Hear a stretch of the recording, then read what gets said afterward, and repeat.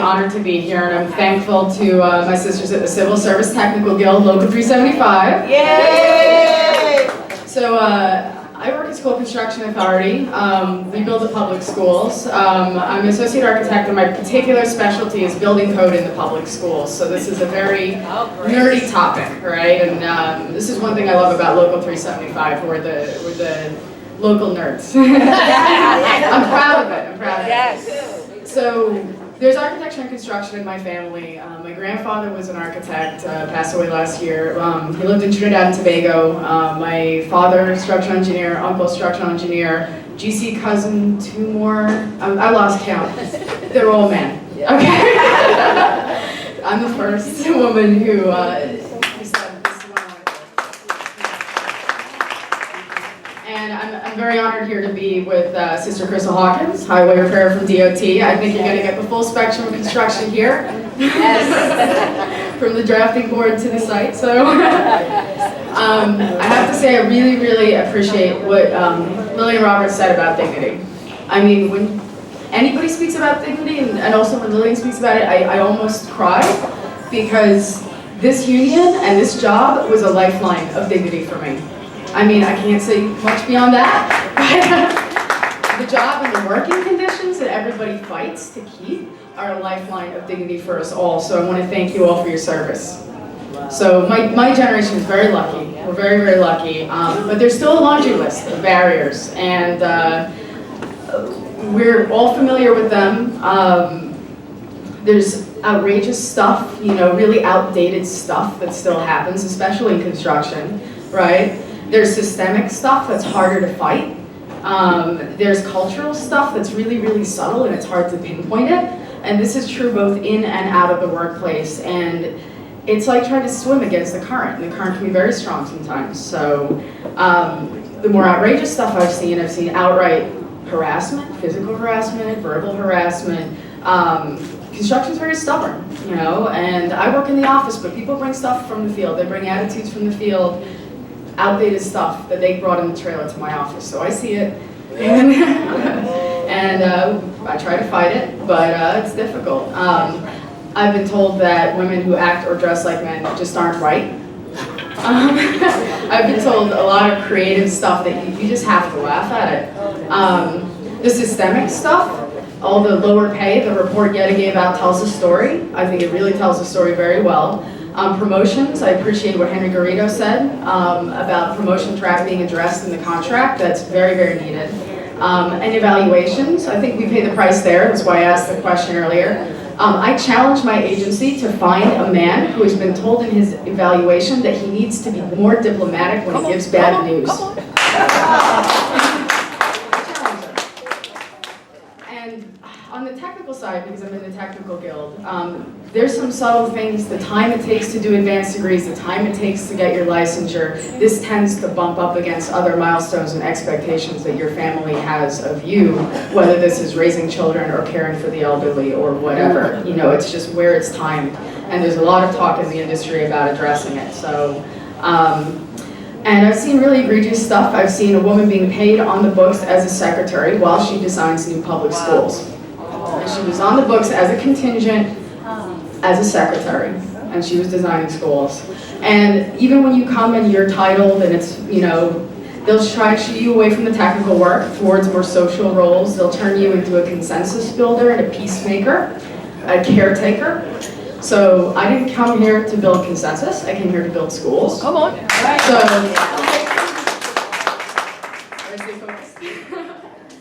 and I don't want to underestimate the barriers that are against us outside the workplace, whether these are cultural barriers, you know, poverty, domestic violence, I don't think we talk about it enough, barriers to education in science, technology, engineering, and math. I think the cultural stuff in the workplace can be really summed up for me when I'm told to smile when everyone else in the room is pissed off and yelling at each other. Right. Like, there's an issue in the office culture, being interrupted during meetings, blah, blah, blah. We all know the talking points. The good old boys club, sometimes you still bump up against that sexualized atmosphere where men are socializing and networking at strip clubs. That's great.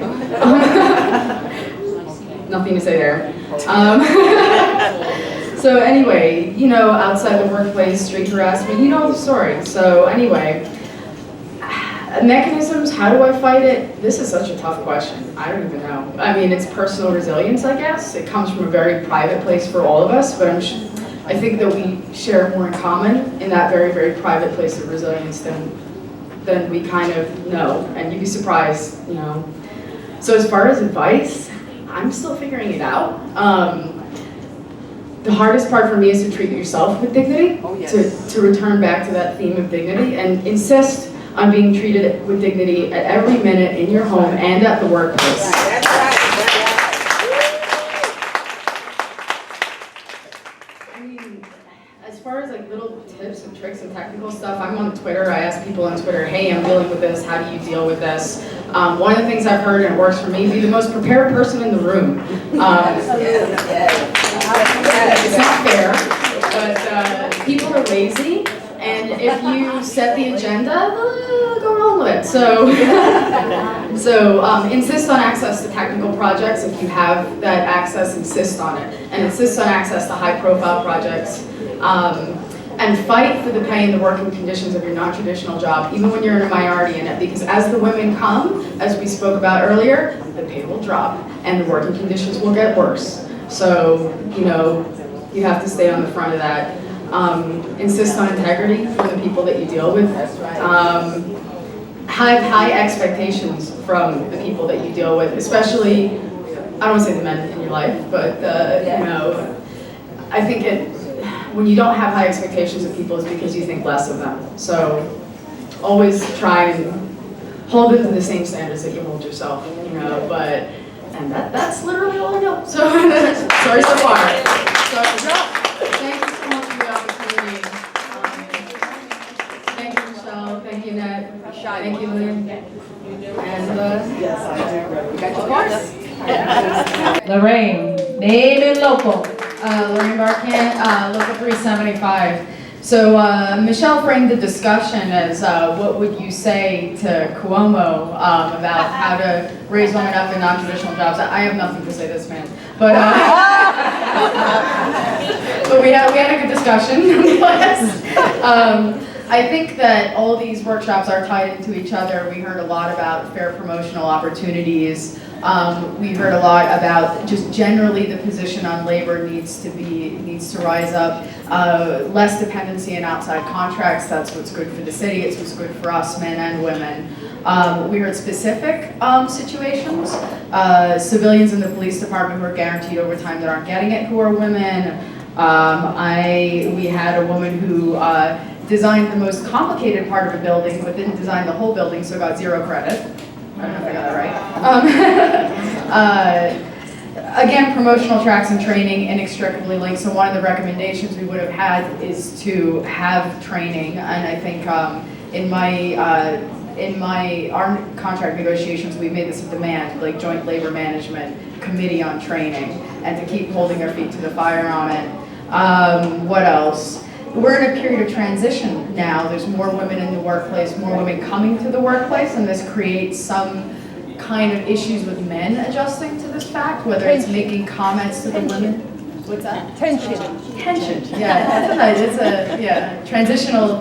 So, you know, whether it's education for ourselves to keep up with the technology, maybe the men need to be educated how to keep up with the changing conditions of the workplace, which includes us, and we're not going away, you know. Then there's things, scholarships, what else? On the state level, you know, maybe a way to, policy way to track actions and improvement, whether it's contracting to firms that lift up women more, you know, whether this is in the construction trades, very high paying jobs, you know, we should be using firms that use more women, and there's no reason not to.